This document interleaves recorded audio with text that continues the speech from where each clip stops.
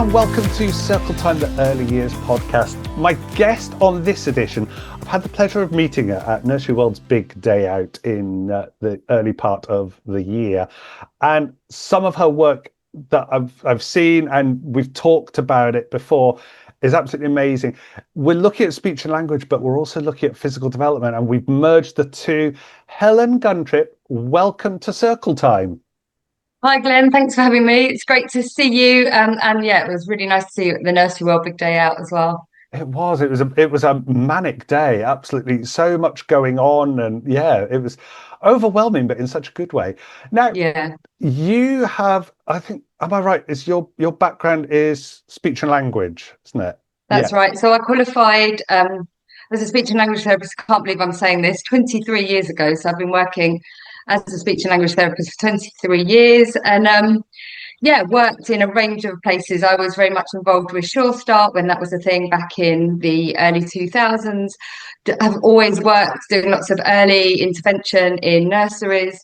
And then I guess as Sure Start centres closed, or reduced rather than closed, I was doing more clinical work, working for the NHS and working in schools, so funded by schools as well. So yeah, I've had lots of experience working with children, families, and nurseries. And then, yeah, then I trained to teach baby and toddler yoga, and then Talk and Move has kind of evolved from that. Kind of merged your two passions together. Yeah. Brilliant. So, talk us through, like, if some alien has come down to planet Earth and has not heard of Talk and Move, which they should have done by now, really. But talk us through, what is it? What is Talk and Move? Okay, so it's a holistic approach to learning. So it's not, I think traditionally, when I look back to me as a speech therapist 20 years ago, I was very much focused on speech and language, and I think didn't really look at the whole child so much. And I think as time's evolved, I've had my own children.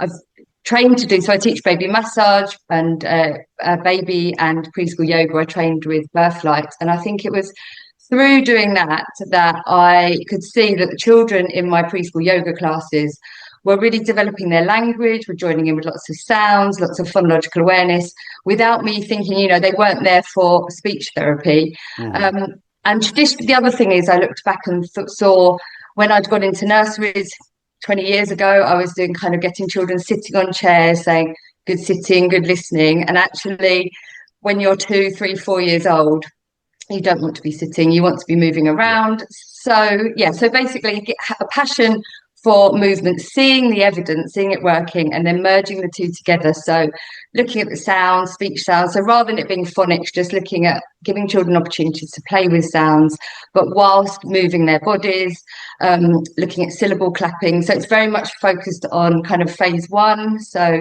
not worrying about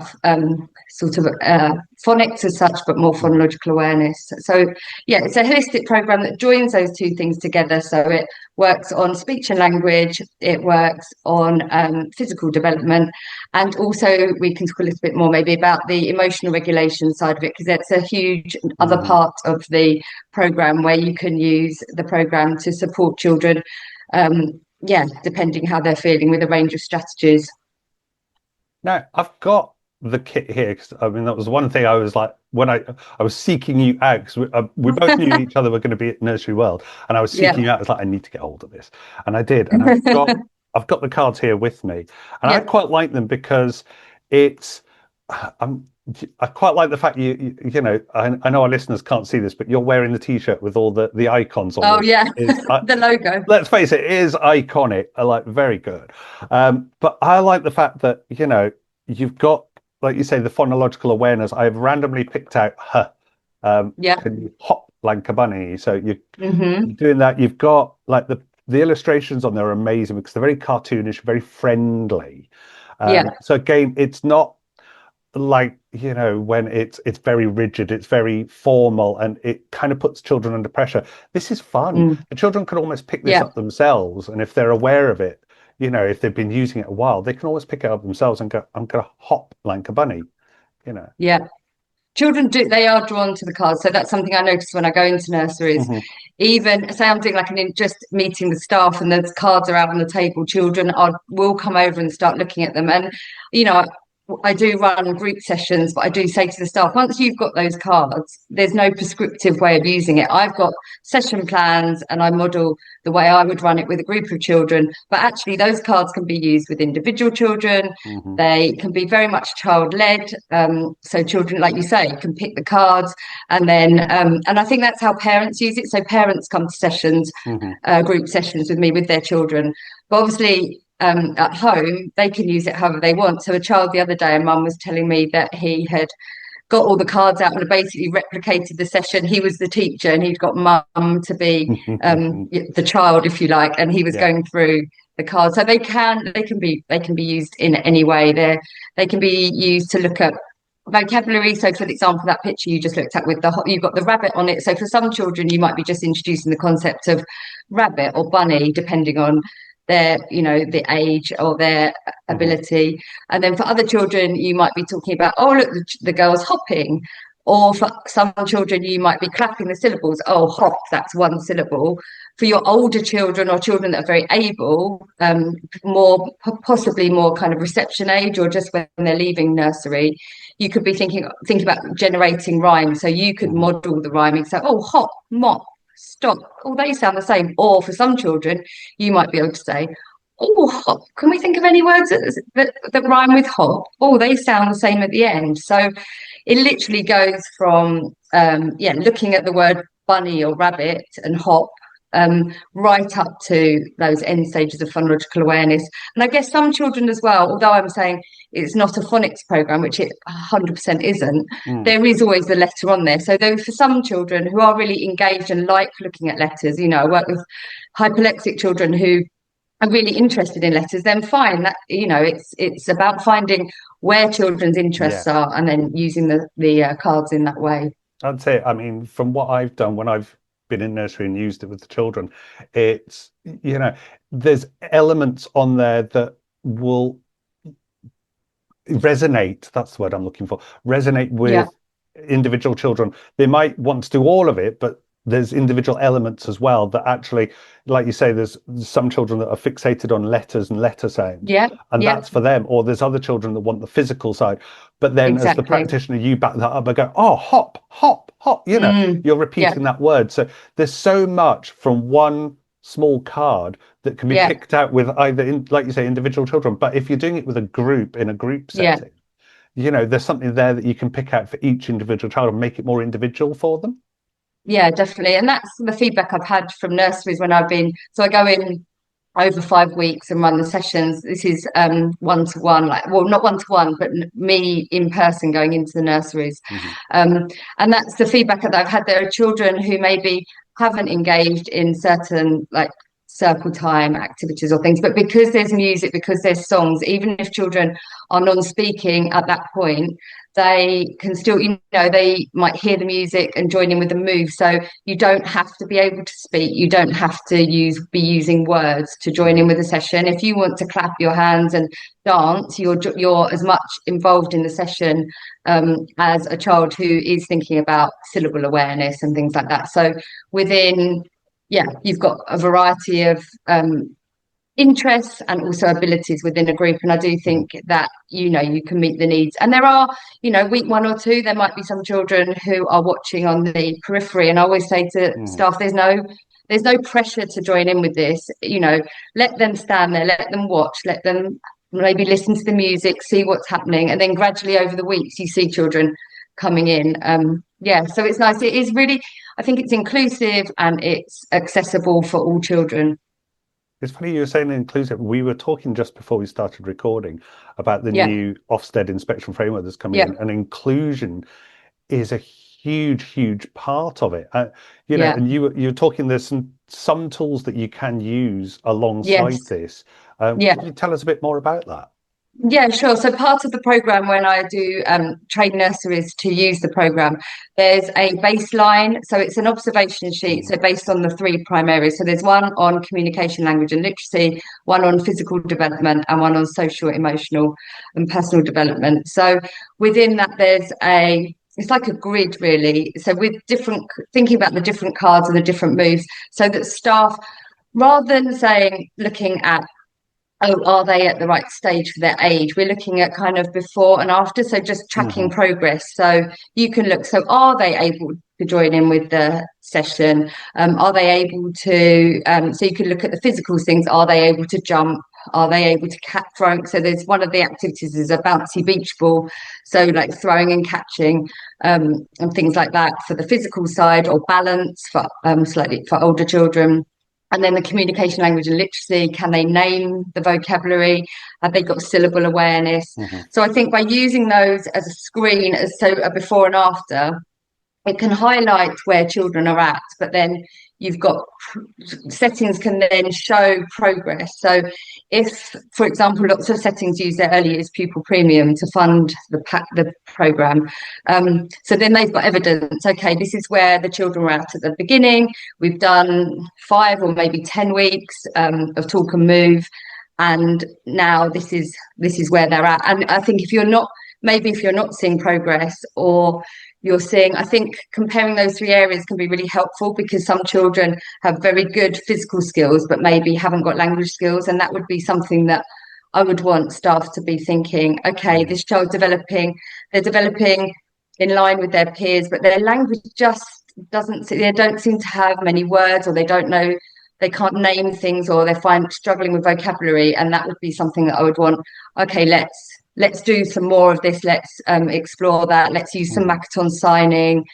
Let's do everything, put some things in place, and then keep tracking it. And then potentially, if children aren't making progress with their language, to make sure then those referrals happen early rather than before they start school, to either health visitors or speech and language therapists. But I'm hoping that the programme itself provides an intervention that will really support nurseries also to develop skills, because, you know, we're seeing lots of progress. I mean, I'm only there for 5 weeks, but the confidence, and the staff notices the confidence in the children is a key thing. And I think underneath all of these things is self-esteem, children feeling safe, children feeling connected. I talk a lot about not asking too many questions, so really pitching the sessions and how you involve the children. So for some, you'll be doing lots of modelling. So you modelling jumping, you modelling, oh, let's jump. So you're modelling the vocabulary, then they're doing the moves, but you're not saying, what's this? What's that person doing? You're modelling lots of vocabulary. And then the children that are able, that are able to answer questions, you can say, you've got a picture of a jellyfish. Oh, what's this? Can you remember, where do we find the jellyfish? Do we clap the syllables? So, yeah, again, just differentiating it so that all children can be part of it. It's making it accessible, isn't it? I think you were saying there about, it not being some settings use prescribed programs like the welcome assessment. Yes. I mean, I've used that one. I mean, I've done that with toddlers, and it can be quite a tricky thing to do, because you're asking a lot of questions. Yeah. Whereas you pick up the talk and move cards, and you're like, going back to her for hop, like you can start doing it, and they'll jump in whilst you're sort of hop, hop, hop like a bunny. You've got, if you're an experienced practitioner, you'll end up singing Sleeping Bunnies or something like that along with it. But I think that's the easy bit. You can like encourage them to join in, and like you say, you've got the physical element, but then you've got that phonological awareness as well. That it's hop. Yes, and I think just being aware of, I think syllable awareness is so important. So being able to clap syllables. So often children, if there's long multisyllabic words, like, so within the programme, there's words like aeroplane, caterpillar, jellyfish, and they're words like, and a good example is umbrella. So children quite typical development will say brella. So we're just clapping out the word, so umbrella, so that they can hear the sounds. Because when you think about ultimately reading and spelling, you've got to be able to hear the sounds in words. You've got to be able to hear syllables to enable you to be able to spell words. There's strategies that we rely on still. I don't know about you, but sometimes when I'm writing a long word, I still have to break down the syllables to make sure that I've spelt it right. And it's a strategy I use with dyslexic children all the time as well. So I think starting very early, just clapping, having fun, it doesn't have to be something that's testing. And I think what you were saying about screening assessments and things like that, where you're sitting down with a child, like they know they're being tested, they know you're assessing them, and then that's going to it causes anxiety, it causes them to shut down. You don't hear as much, and I think it can be quite hard just to say to people, oh, don't use a formal assessment, just assess as you go on, just kind of observe. But actually that's hard as well. So I think Talk and Move provides something in between where you're running the sessions, you're observing, and what tends to happen in nurseries is one person will take the lead. It can be someone different every week, takes the lead on running the sessions, and other people are kind of observing and jotting down what they're seeing, because it's quite hard to do it all in one go. But I think, you can keep an eye on who can clap syllables, who can do the physical activities, who's motivated to join in, who maybe looks a bit worried about joining into a whole group session. So and jot those observations down and monitor progress. Whereas sitting a child down to do assessment, I've spent so many years assessing children, and it's kind of part of what's made me move away from traditional speech therapy in a way, because I just find it really difficult, particularly when children are young. I think it's different when they're a bit older and you can talk it through with them, right, why we're doing it. But when they're little, it needs to be done through play. Children comes back to that thing about emotional regulation. And if you don't feel relaxed and you don't feel safe, or you feel tested, like any of us, if I was going to suddenly start throwing questions at you and you felt tested, you're not going to perform your best. I'm not going to see you at your best. So I I still think do it's really now. important. If somebody's like put me under pressure, I'm like, don't know. Yeah. I'm overwhelmed. I mean, that's partly because I'm ADHD as well, but Yeah. it is that bit. And it was funny, you were saying about, breaking down with the syllables and clapping it out. Yeah. And I was like, before you even said it, in my head, I'm like, yeah, maybe I don't do the clapping, but in my head, I'm breaking down a word and somebody asks me to spell it. And it's those fundamental skills. But I think one of the key things as well is it's very play based. And I think, between Yes. the like that happy medium between, absolute free play and Yeah. sort of targeted play almost, Yeah. slightly structured play, and then Yeah. the formal assessment of, there is that nice balance there, isn't there? Yeah. Yeah, I think so. I think it's not prescriptive, so it can be used anyway. So once you've got the cards, like I say, you can use them in a group, or you can have them out with and let children explore them and show you the ones they want to. So they can be used in a child-led way. And I think the way they are used by parents at home is in a child-led way. The child goes and chooses the box of cards, they get them out like they would any kind of board game. It's not a board game, but get out a book. It's kind of a bit like that, like a child chooses a book and then you can be led by them. Obviously, in a group setting, you've got your session plan, so it is a bit more adult led, but I would still say at the same time, we're not making children join in. Children Yeah. can join in if they want to in the nursery setting, but if they're not in the, if for that day they're not in the mood, they don't have to. But because it's every session has a combination of active, balancing and calming moves. So some children may really want to join in with the active stuff. So they're dancing, listening for the music to stop and go and jumping.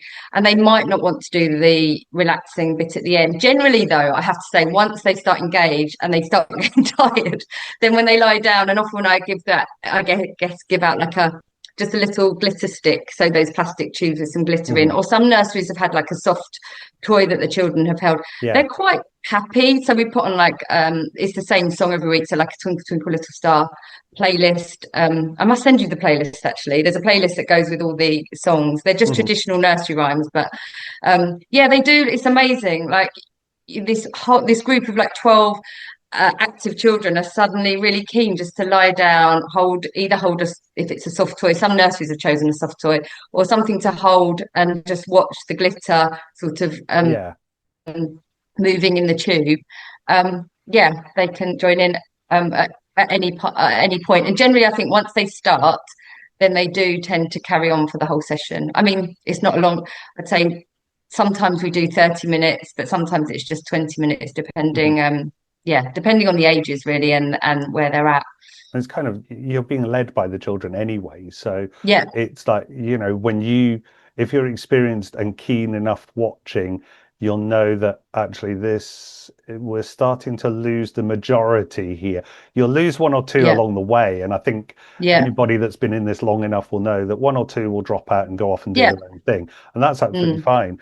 I mean, I know when I yeah, used to do, particularly with my toddlers, I used to do yoga, but we had the pack, yeah, exactly like Talk and Move, I had the pack of cards, yeah, and we would pick some out, and then each time we'd yeah, turn one over and the children would be like, they'd be looking at it, and then we'd go and do the particular pose or whatever. yes, yeah. And the more they did it, the more experienced they became, the more they recognized what that picture represented. And it'll be the same with the Talk and Move cards, won't it? Yeah, it is exactly that, but you're just adding the phonological awareness and Hmm. the speech sounds. So getting them to play with sounds again without pressure. You know, there are some sounds that at the age of 2 and 3, children developmentally aren't going to be able to make them. So like the ch sound for the we've got the choo choo train, or the sh sound, like for being sh, for being, that quiet sound. Hmm.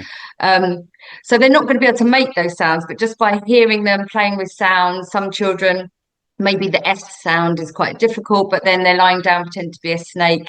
And we'll talk about, look, smiling, and just seeing that there's no like going around each child getting them to make the sound. They just make the sound. They love like the roaring like a lion, buzzing like a Hmm. bee. So um, and whether they can actually make the sound, it doesn't matter. It's about them tuning in, listening, Yeah. having a go. And yeah, like you say, it's about having fun, and it's about having fun through music, through sound, and developing a love of sound, and ultimately letters and um, phonological awareness, but in a fun way. So not in a sort of sit down and we're going to learn the letters of the alphabet kind of way.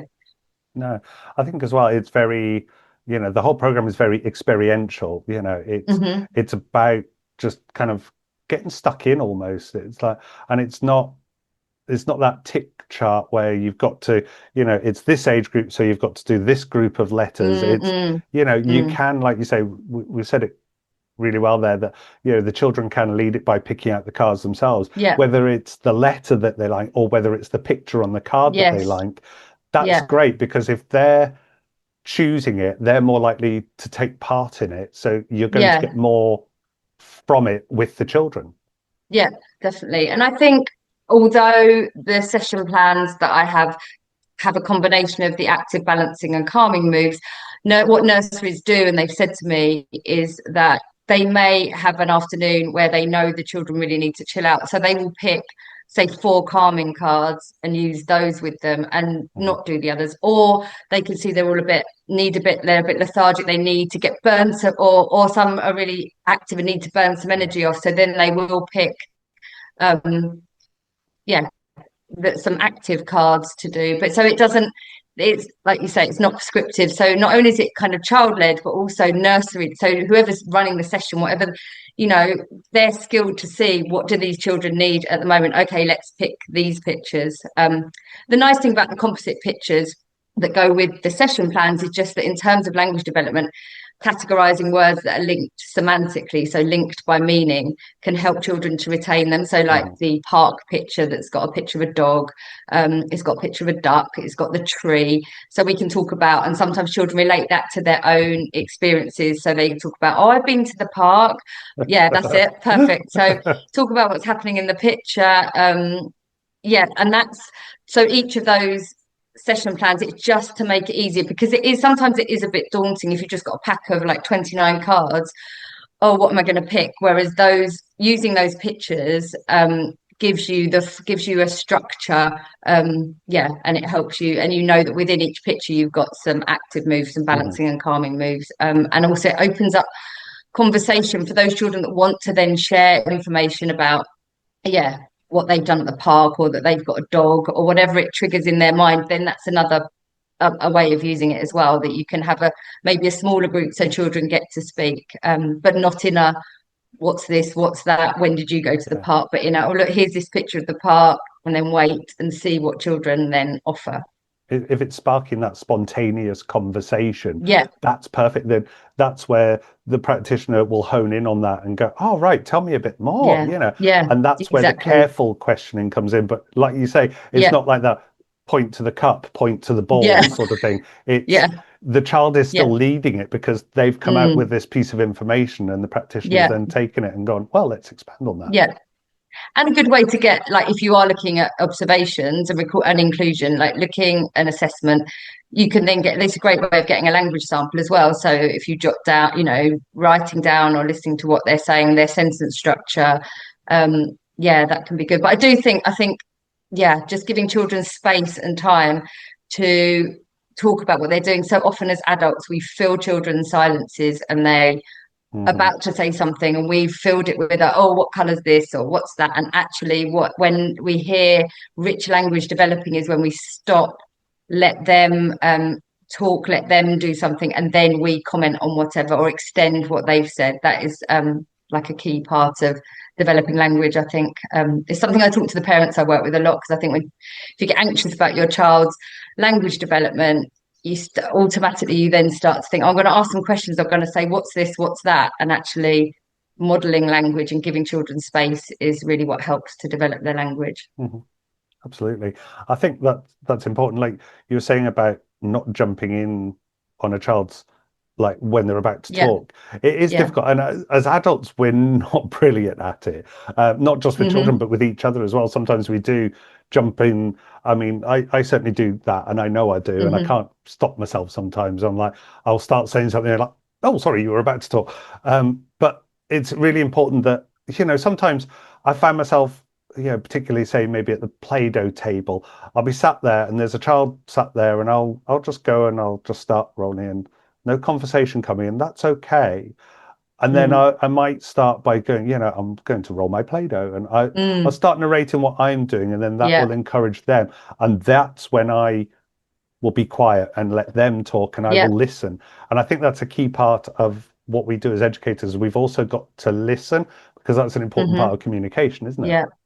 And I think you're right. Like in terms of roll, like so you're rolling, you're doing the movement, but then you're not just rolling. You're actually then you're not saying what's this, what am I doing? You're just modeling. Oh, I'm rolling the Play-Doh.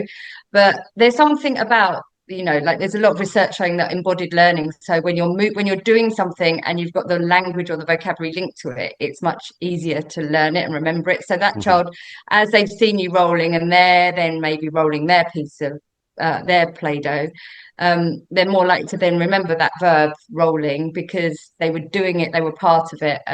Yeah, rather than feeling like someone saying, "What are you doing?" and you're like, "Oh, what am I doing?" I know. I think sometimes as well, particularly if you've been doing it for a very, very long time. I laughingly say I've been doing this about 100 years, and I probably have. But it's some of these bits that sometimes actually you need to have that professional discussion with another adult to actually realize, actually, yes, I do that. I just completely forget that I do that. And, Mm, mm. it's important that you remind yourself, actually, yeah, what I'm doing is, like, you were saying there about, mimicking the actions and then saying it, like, Yeah, you know, yeah, but I was sitting there thinking, oh yeah, I've also done that as well when I've like picked up the Play-Doh and I go squash and squeeze and squash, yes, and there's that rhyme and that playful language as well yeah, that's coming yeah. out. Definitely. And I think that's really nice when you can link a song or a rhyme to something. Like most children love songs and rhymes. Mm, So if they're doing something and then you can link it to the song and rhyme, which is why, yeah, there is the playlist and there are songs. So like they're pop like a pea. So we'll do just the traditional rhyme, like five fat peas in a yeah. pea pod pressed, and then they'll all do pop at the end, or they'll jump up and do pop.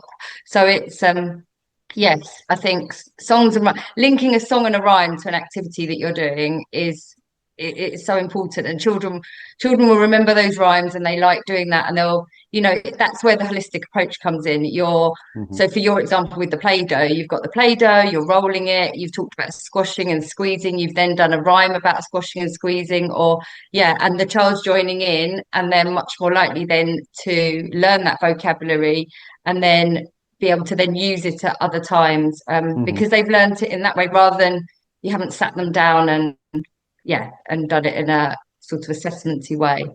Yeah, because I mean, I've done welcome assessments for children, and I know that some are really into just play and they just want to play about with it. But because it is a very formal thing that you're doing, because you're trying to get certain answers to the questions or whatever, Yeah. other children just shut down completely and you're not getting an accurate response. Whereas when you're playing and being playful and being that playful teacher, that you're getting a better response. You're getting a better picture of what that child is about and where they're at as well in terms of their development. And again, that comes back to connection. You're on their level, you're joining them in whatever they are interested in, you're showing that you're interested, you're not being adult led, you're following them, and therefore you've got that level of connection. They relax, and playful is a really important part of as well, I think. I think so, yeah. I mean, we should be more sort of not advocating. I think we need to shout out more that, play is where it's at. We can still do, and you proved it with Talk and Move, that we can still do some form of assessment and know where our children are at, but we can do that through play, which means I feel that we get a truer picture of the children. Yes. Yeah, because they're in their natural, they're not feeling tested. They're doing what they're relaxed, and that's the most important thing. And I think it feels nicer as adults as well. And I think doing observations are key, because it's not about, it's about looking at where's the child at now, something like that. Yeah, absolutely. So I've just seen it. We are at the end of the program. So I just want to say a massive thank you, because it has been so informative. I mean, I've used... That went very quick. It really did. I told you it would. But I've seen how it works, and I've been using it for a little while, and I just think it's brilliant. But Helen, how do people get in touch with you? How do they get to know a bit more about Talk and Move? www.talkandmove.co.uk. I'm on Instagram, which is talk.and.move, and just email me. So currently all the nurseries I've trained have been kind of in the South London area, but I am literally at the moment developing an online program, so that, because lots of people have bought cards all over the country, and I really, really want to support those staff in other nurseries to use the program, and so that's what I'm doing at the moment. I'm developing an online program it may have some pre-recorded elements, but I do want to also make sure there's a mentoring part of it, so that I can talk nurseries through, people have got questions. So learning how to use it, but at the same time then also being there online to be able to answer questions, and support people to embed it in their practice. Because when you do training, you want it to be effective, and you want it to be something that can carry on, because once you're trained to use the cards, it's something that you can carry on for years with many children. Brilliant. Well, thank you so much for being part of Circle Time. It's been amazing to talk to you, Helen Guntrip. Thank you. Thank you.